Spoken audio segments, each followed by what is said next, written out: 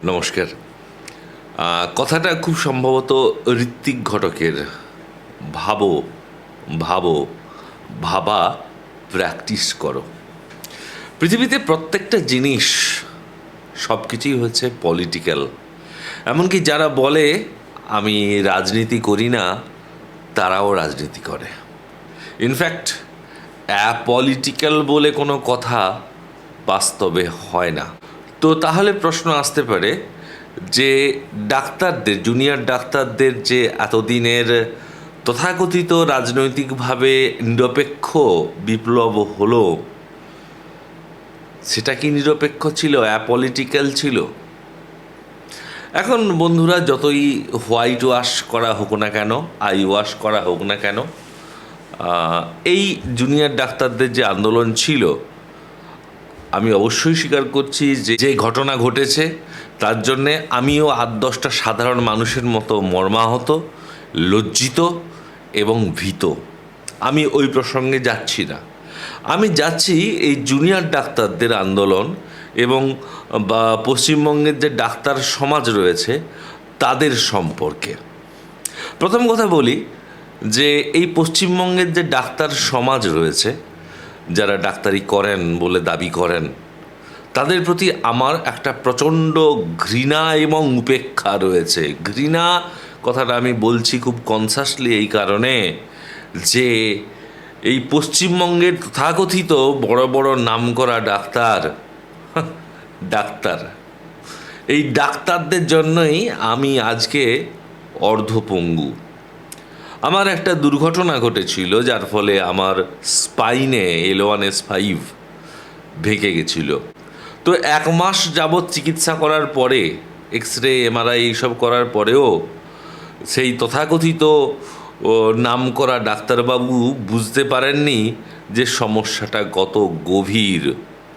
ভাগ্যিস একজন বয়স্ক ডাক্তারবাবু, তার কাছে যখন 1 মাস পরেও যখন যন্ত্রণা কমছে না, শিরদাঁড়াটা ক্রমশ ফুলে যাচ্ছে, হাঁটতে পারছি না, তিনি আঁতকে উঠে বললেন যে ইমিডিয়েট অপারেশন করান। এবং সঙ্গে পশ্চিমবঙ্গের ডাক্তারবাবু হয়েও তিনি বললেন ফিসফিস করে অপারেশনটা সাউথে করান। আমার এখানেই প্রশ্ন ডাক্তারবাবু এবং জুনিয়র ডাক্তারবাবুদের কাছে কয়েকটি। প্রথম কথা, ডাক্তারবাবুরা, জুনিয়র ডাক্তারবাবুরা, আচ্ছা সত্যি করে বলুন তো, এক, আপনাদের আন্দোলন সত্যি কি অ্যাপলিটিক্যাল ছিল? আপনারা বৈঠক করতেন, জিবির বৈঠক। সত্যিই কি কেউ মেঘনাদ ছিল না যে মেঘের আড়াল থেকে আপনাদেরকে চালনা করত? অন্তত আমি বিশ্বাস করতে রাজি নই। আপনারা স্বীকার করুন আর নাই করুন, ইউ আর পাপেটস। এবং আপনারা জুনিয়র ডাক্তারবাবুরা, আপনারা জানতেনই না, আপনারা নিশ্চিত ছিলেন না যে অ্যাকচুয়ালি আপনারা কি চান। নিশ্চিত হবেনই বা কী করে? কারণ আপনারা তো পুতুল নাচের রীতিকথা মঞ্চস্থ করছিলেন। আপনাদের দড়ি টানছিল কিছু বামপন্থী বা অতি বামপন্থী সংগঠন, যারা এই সুযোগে নিজেদের প্রাসঙ্গিক, পশ্চিমবঙ্গীয় রাজনীতির প্যানোরামাতে নিজেদেরকে প্রাসঙ্গিক করে তোলার একটা ইস্যু খুঁজছিল। কি পেলেন আপনারা? প্রথমে আপনারা বললেন যে আমরা পুরো সিস্টেমটার খোলনলচে বদলে ফেলতে চাই। এবং হাসির কথা হচ্ছে, আপনারা যে পুলিশ কমিশনারের পদত্যাগ চাইছেন, তার কাছে গিয়ে তার পদত্যাগের দাবি সম্বলিত স্মারকপত্র জমা দিচ্ছেন। এর থেকে হাস্যকর আর কিছু হতে পারে বলে আমার জানা নেই। তারপরে অনেক নাটক আমরা দেখলাম, T20 মতো। নিউজ চ্যানেলগুলোর টিআরপি হু করে বাড়ছে, লোকে গোগ্রাসে দেখছে, পারলে অনেকে হয়তো বেটিংও করে নিয়েছে। ডাক্তাররা আজকে মিটিং করবে, করবে না, লাইভ স্ট্রিমিং হবে, হবে না, কখন বেরোবে, আধ ঘন্টা মিটিং হবে, মিটিং বয়কট হবে। লোকে সব কিছু ভুলে ক্রিকেটের মতো এই নেশায় বুঁদ হয়ে থাকলো। সত্যি অন্তত আপনাদেরকে ধন্যবাদ যে আপনারা একটা কাজ করতে পেরেছেন, যে যা যা আপনাদের দাবি অর্ধেকটা মানা হয়নি, আপনাদেরকে গুরুত্বও বিশেষ দেওয়া হয়নি। তো আলটিমেটলি আপনারা হয়তো একটা প্রকাণ্ড অশ্বডিম্ব পেয়েছেন। তো এটুকু ধন্যবাদ জানাই যে কিছুদিনের জন্য অন্তত মূল্যবৃদ্ধি, বন্যা, করাপশন এই সমস্ত থেকে অন্তত আমরা ভুলে থাকতে পেরেছিলাম, এটাই বা কম কিসে। অন্তত এটাই আপনাদের আন্দোলনের সফলতা। ওই জাস্টিস ফর আরজি করে আপনারা এক কদম এগোতে পারেননি, বরং আপনাদের খামখেয়ালিপনা, আপনাদের নেতা সাজার উদগ্র বাসনা এবং কিছু অদৃশ্য শক্তি দ্বারা খুব ট্র্যাজিকভাবে চালিত হওয়ার ফলে মানুষ যারা আপনাদেরকে বিশ্বাস করেছিল, আপনাদের দ্বারাই গভর্নমেন্টের ওপরে, সরকারের ওপরে, কেন্দ্রীয় সরকার, রাজ্য সরকার, বিচার বিভাগ একটা পরোক্ষ চাপ তৈরি হবে যাতে অভাগিনী বোনটি জাস্টিস পায়। সেই যে স্বপ্ন, সেটা খুব সস্নেহে আপনারা ধ্বংস করে দিয়েছেন। যারা গালিগালাজ দেবে বলে কমেন্ট অলরেডি টাইপ করা শুরু করেছেন, তাদের কাছে আমার সবিনয় প্রশ্ন যে এই যে র্যাকেট চলতো, দুর্নীতির র্যাকেট, যাতে ছাত্ররা, মেডিকেল ছাত্ররা ইচ্ছা হোক বা অনিচ্ছা হোক, চাক বা না চাক, তাদেরকে সেই সিন্ডিকেটের অংশীদার হতে হতো প্রত্যক্ষ বা পরোক্ষভাবে। তারা আগে কেন প্রতিবাদটা করেনি? সিদ্ধারাটা ডাক্তারবাবুরা তখন কোথায় ছিলেন? যে সমস্ত সিনিয়র ডাক্তাররা চা পান করতে আসেন টিভি চ্যানেলে সন্ধেবেলা, বাড়িতে কাজকর্ম নেই অথবা পেশেন্ট নেই বলে, আপনারা আগে জানতেন না? ইনোসেন্ট সাজার চেষ্টা করবেন না, নির্দোষ সাজার চেষ্টা করবেন না। সিস্টেমের ত্রুটি থাকতেই পারে। আপনারা একদিন ঘুমোচ্ছিলেন কুম্ভকর্ণের মতো, আজকে আপনাদের ঘুম ভেঙেছে, তাই না? আসলে আপনারা নিজেরা পেছনে থেকে লোককে উস্কাতে চেয়েছেন। সেই উস্কানোর লোক আপনারা এতদিনে পেয়েছেন এবং আপনারাও নিজেদের যে যার নিজের স্বার্থ সিদ্ধি করার চেষ্টা করেছেন। আমার মনে হয় না যে কোনো ডাক্তারবাবু তার প্রাইভেট প্র্যাকটিস বন্ধ রেখেছেন বলে। কোনো ডাক্তারবাবু, আমি অন্তত বিশ্বাস করব না আমার ব্যক্তিগত অভিজ্ঞতায়, যে জুনিয়র ডাক্তারদের কাজ এক্সট্রা করে দিচ্ছেন। এমন কথা শুনলে ওই ঢাকাই প্রবাদ আছে না, ঢাকাতে চলে যে এমন কথা কইবেন না কর্তা, ঘোড়ায় শুনলে হাসবে। প্লিজ, জাস্টিস আলাদা বিষয়, এটা তার নিজস্ব সিস্টেমে চলবে। অন্তত আমরা আশা করেছিলাম জাস্টিস ত্বরান্বিত হবে, কারণ justice delayed is justice denied. কিন্তু আপনারা এমন আন্দোলন শুরু করলেন যেন 30 দিনে জাস্টিস চাই। ভারতের বিচার ব্যবস্থা এমন, এবং লোকেও বিশ্বাস করতে শুরু করলো যে সুপ্রিম কোর্টে বোধহয় সত্যি বিচারটা হয়ে যাচ্ছে। কঠোর শাস্তি দান দোষীদেরকে, শুধু সময়ের অপেক্ষা। Justice delayed is justice denied যেমন সত্যি কথা, এটা কি আপনারা জানেন না? Justice হারিড is justice buried. খুব দ্রুত জাস্টিস পাওয়ার চেষ্টা করলে জাস্টিস কবর প্রাপ্ত হয়। আর পশ্চিমবঙ্গের যে যারা ডাক্তার হন, এখন সব কিছু নগ্ন হয়ে গেছে। এখন বুঝতে পারছি যে কেন পশ্চিমবঙ্গের ডাক্তাররা সারা ভারতের হাসির পাত্র। কেন আপনারা ওই পেটে ব্যান্ডেজ রেখে পেট সেলাই করে দিতে পারেন, ডান পা ভাঙলে বাম পা অপারেশন করেন, L1S5 আমার স্পাইন ভেঙে যাচ্ছে, আপনারা বলছেন এ তো হাড় ভেঙেছে, নার্ভ কেটে উড়িয়ে দিচ্ছেন। আমার মতো কত মানুষকে এরকম অর্ধপঙ্গু করেছেন, তার হিসাব আপনারাও রাখেন না। এবং সবথেকে খারাপ লেগেছে যে যখন সাউথে দুবার অপারেশন করার পরে আমাকে একজন ডাক্তার, খুব বড় হাসপাতাল পশ্চিমবঙ্গের, তিনি যখন আবার পেন বাড়লো, তিনি প্ল্যান দিলেন থার্ড অপারেশন করে ফেলুন। এবং প্রত্যেক দিন অন্তত হসপিটাল থেকে, ডাক্তারের সেক্রেটারি থেকে 3-4টে ফোন আসতো। জানি না ডাক্তাররা হয়তো লুকিয়ে ফোন করতো, ডাক্তার না ভিখিরি কে জানে। যাই হোক, একজন ডাক্তার আবার বললেন যে আমি আপনাকে দেখবই না। অবশ্য তিনি ফিজটা নিতে ভোলেননি। কেন না, আপনি সাউথে কেন গেছিলেন? কতটা রেসিস্ট পশ্চিমবঙ্গের ডাক্তাররা। তারা বলছেন গায়ের রং কালো না হলে কি ভালো ডাক্তার হওয়া যায় না? ইঙ্গিতটা স্পষ্ট। আমি সাউথে যাব কি নর্থে যাব কি হিমালয়ে যাব কি ভারত মহাসাগরের গভীরে ডাক্তার দেখাবো, সেটা আমার ব্যাপার। আপনাকে আমি পেমেন্ট করেছি, আপনি আমাকে দেখতে বাধ্য। অন্তত আপনারা ডাক্তার হওয়ার আগে একটা ওথ নিয়েছিলেন না, শপথ নিয়েছিলেন। হ্যাঁ, শপথের আপনারা একদম 12টা বাজিয়ে ছেড়ে দিয়েছেন। কখনো কি আত্মসমালোচনা করেছেন একটা বারের জন্যেও যে কেন মানুষেরা তাদের কষ্টার্জিত অর্থ ব্যয় করে জীবনের ঝুঁকি নিয়ে, হ্যাঁ, করমণ্ডল এক্সপ্রেস দুবার, করমণ্ডল এক্সপ্রেস ওরফে অ্যাম্বুলেন্স এক্সপ্রেস, করমণ্ডলটাকে লোকেরা অ্যাম্বুলেন্স এক্সপ্রেস বলে, শুধু রোগীতে ভর্তি, দুবার দুর্ঘটনাগ্রস্ত হয়েছে, কত পেশেন্ট মারা গেছেন। আপনারা আত্মসমালোচনা করেছেন যে কেন বাঙালিরা দক্ষিণ ভারত ছোটে? কোথায়? আপনি দক্ষিণ ভারতে উড়িষ্যার লোককে দেখতে পাবেন না, যাদেরকে নিয়ে আমরা একসময় হাসাহাসি করতাম। এমনকি বিহার, ওই বিমারু স্টেট বলা হয় বিহারকে, বিহারের লোককেও দেখতে পাবেন না। তার মানে কি এই যে ওদের স্বাস্থ্য ব্যবস্থা, ওদের ডাক্তারদের নলেজ আমাদের পশ্চিমবাংলার তথাকথিত ডাক্তারদের নলেজের থেকে বেশি?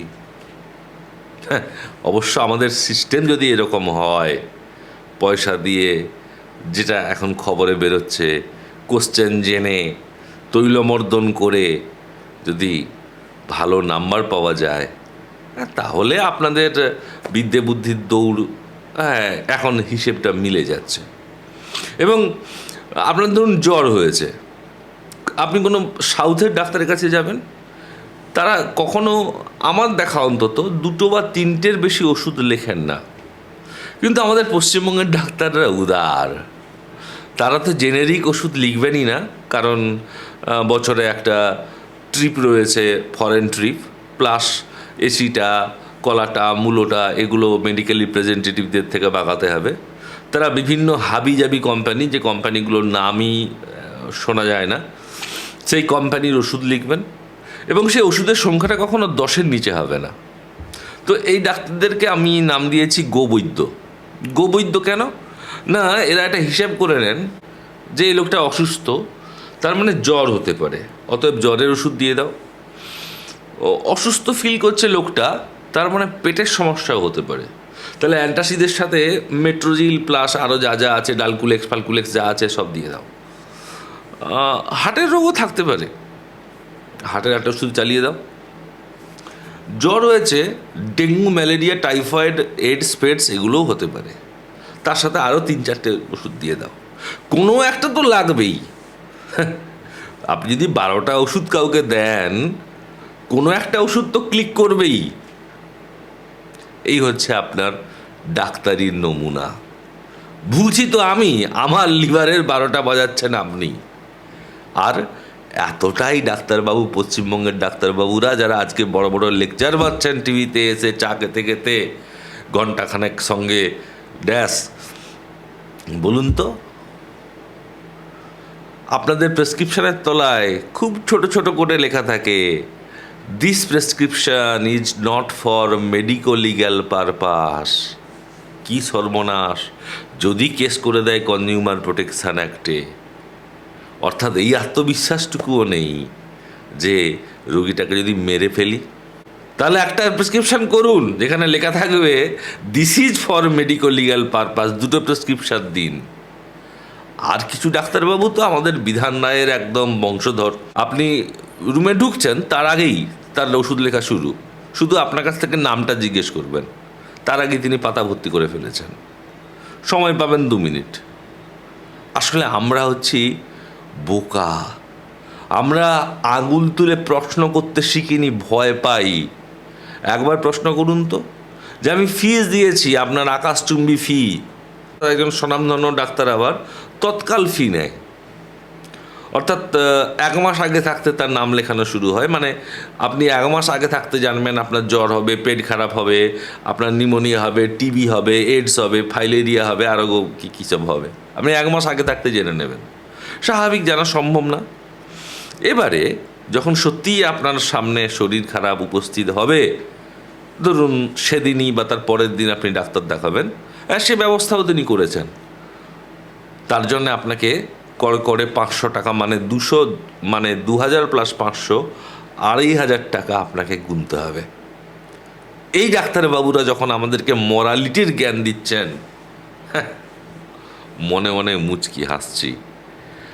কাজী নজরুল ইসলাম বলেছিলেন, ধর্ম আফিং নেশা। শুধু ধর্ম না, এই সোশ্যাল মিডিয়াও হচ্ছে একটা আফিং নেশা। যা গেলাবে আমরা তাই গিলব। রগরগে জিনিস, খবর যত পরিবেশন হবে, আমরা তত আমরা মোহমুগ্ধ হয়ে শুনব।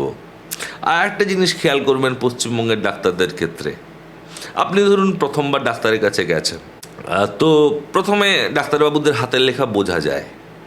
এরপরে রোগ সারছে না, আপনি 2বার 3বার যাচ্ছেন, ক্রমশ ডাক্তারবাবুর হাতের লেখা দুর্বোধ্য হচ্ছে। অর্থাৎ কোথাও ডাক্তারবাবু এমন দুর্বোধ্য ব্রাহ্মীলিপিতে তিনি লিখবেন, মানে 3-4বার যাওয়ার পরে যখন আপনি সুস্থ হবেন না, যে সেটা ডাইজিন থেকে ডালকুলেক্স যে কোনো ওষুধই মিন করতে পারে। এখন সবটাই তো আপেক্ষিক, ওষুধ দোকানি কি পড়বে সেটা তার উপর ডিপেন্ড করে। এবং অনেক সময় ওষুধ দোকানি বলে দেয় যে অমুক ব্যাপার, এটা মনে হয় ডাক্তারবাবু ওটাই লিখেছেন, আপনার অমুক হয়েছে না, ওষুধ দোকানে ওষুধ দিয়ে দেয়। তাহলে ডাক্তারবাবু আপনার কাছে যাব কেন? অবশ্য না গিয়ে উপায়ও নেই। অবাক লাগে, লজ্জা লাগে, মানে আপনার লাগে না, আমাদের লাগে। রিক্সাওয়ালা, টোটোওয়ালা, তারা পেশেন্ট ধরে বাস স্ট্যান্ড থেকে, স্টেশন থেকে, অমুকবাবু, ও বাবা বিশাল বড় ডাক্তার, এবং তার বদলে আপনার কাছ থেকে কমিশন খায়। কিছু কিছু রিক্সাওয়ালা বোকা, তাই সত্যিটা জানতে পারি। সে আপনাকে নিয়ে হাজির করে দেবে ডাক্তারের কাছে, দিয়ে বলবে, ডাক্তার আমার 50 টাকা দে। ভাগ্যিস তারা বোকা, তাই সত্যিটা জানা যায়। আজকে বলুন, সত্যি করে বলুন, এই যে আন্দোলন, মশাল মিছিল, বাদ্যযন্ত্রাদি, নৃত্যগীত সহকারে প্রতিবাদ, আলটিমেট এর পরিণতি একটা প্রকাণ্ড অশ্বডিম্ব, মানুষের হ্যারাসমেন্ট। এবং আমি তো মনে মনে ভাবি যে যেখানে বিক্ষোভ মিছিল চারিদিকে যেভাবে হচ্ছে, যেভাবে ট্রাফিক জ্যাম হয়েছে, এর ফলে মিছিল হলে তো ট্রাফিক জ্যাম হবেই, এবং আশেপাশে যাদের বাড়ি তাদের কান ওষ্ঠাগত করেছেন আপনারা। সত্যি কি কারুর অধিকার রয়েছে? আমি জাস্টিস নিয়ে কোনো কথা বলছি না, আবারও বলছি, justice will take in its own process. সেখানে আপনি যতই মিছিল করুন তাতে কোর্টের কিছু যায় আসে না। আপনি যতই মিছিল করুন তাতে সঙ্গে সঙ্গে তথ্য প্রমাণও চলে আসবে না, আর অপরাধী 1 মাসের মধ্যে তার বিচারও হয়ে যাবে না। কিন্তু সত্যি করে বলুন, আপনার কি অধিকার রয়েছে অন্যের আপনার দাবি আদায়ের জন্যে, আপনার নিজের স্বার্থকে সুরক্ষিত করার জন্যে অপরের জীবনকে দুর্বিষহ করার? মনে হয় এই অধিকারটা কারুরই নেই। শুনতে খারাপ লাগছে, কিন্তু এটা বাস্তব। আপনাদের আন্দোলন দিশাহীন। কোনোভাবেই আপনারা মুখে যতই বলুন নন পলিটিক্যাল আন্দোলন, সব বাজে কথা অন্য জায়গায় বলবেন। মিডিয়া কভারেজ দিচ্ছে, হ্যাঁ মিডিয়া তো কভারেজ দেবেই। এখন বন্যা হচ্ছে, এখন আর নেই, মিডিয়া এখন বন্যা, এরপরে কোথাও অন্য কোনো ঘটনা ঘটবে, মিডিয়া সেখানে যাবে। তো আপনারা হচ্ছেন মিডিয়া মেড হিরোজ। কি লাভ হলো এইসব করে? আলটিমেট পরিণতিটা কি হলো? সময় নষ্ট, আমাদেরও সময় নষ্ট, সরকারি কর্মকর্তাদের সময় নষ্ট। এর জায়গায় বি এসছে, বির জায়গায় সি গেছে। What happened? আমি বেসিক প্রশ্নে স্টিক করে থাকবো যে আপনারা, এমন তো নয় যে এই যে দুর্নীতির চক্র, সিন্ডিকেট, এটা এই বছর 2024 সালে তৈরি হয়েছে। তাহলে আগে আপনারা আওয়াজ তোলেননি কেন? তাহলে আমার বোনটার এই পরিণতি হতো না। আপনারা অন্যায় সয়েছেন, চোখের সামনে সব কিছু দেখে ভয়ে চুপ করেছিলেন, নিজের বিবেককে ঘুম পাড়িয়ে রেখেছিলেন। উলঙ্গ রাজা যারা ছিল মেডিকেল কলেজে তাদেরকে দেখেও ভাবতেন রাজবস্ত্র অতীব সূক্ষ্ম। আর আজকে গোলেমালে গণ্ডগোলে আপনারাও লেগে পড়েছেন দাদার বলে হরিবোল। It is not expected from you. আপনারা নাকি সমাজের ভালো করবেন, আপনারা নাকি সমাজের ভালো করবেন। আগে কিছু পেশেন্টের ভালো করে দেখান, যাতে সাউথে চাপটা কমে, মানুষকে দক্ষিণ ভারত যেতে না হয়। অ্যাটলিস্ট একটু পড়াশুনো করুন, অন্তত প্রাইভেট প্র্যাকটিস করুন, ঠিক আছে। হাসপাতালে আপনাদের মুখের দেখা পাওয়া আর ঈশ্বরের দেখা পাওয়া সেটা যেন সমান না হয়, অন্তত তার ব্যবস্থাটা করুন। সবার তো আর সামর্থ্য নেই যে 5 স্টার হাসপাতালগুলোতে যাবে, তাদের কথা আপনারা ভাবেন না। আপনাদের ফি ক্রমশ বাড়তে থাকে, লোভের পরিমাণ বাড়তে থাকে, আর দায়বদ্ধতা কমতে থাকে। মনে রাখবেন, এতদিন আপনারা অন্যায় সয়ে আজকে হিরো সাজছেন। অন্যায় যে করে এবং অন্যায় যে সহে, বুঝতেই পারছেন, দুজনেই হচ্ছে সমান অপরাধী। সুতরাং দয়া করে ওই ট্র্যাজিক হিরো সাজতে আসবেন না। ভালো থাকবেন। Get well soon.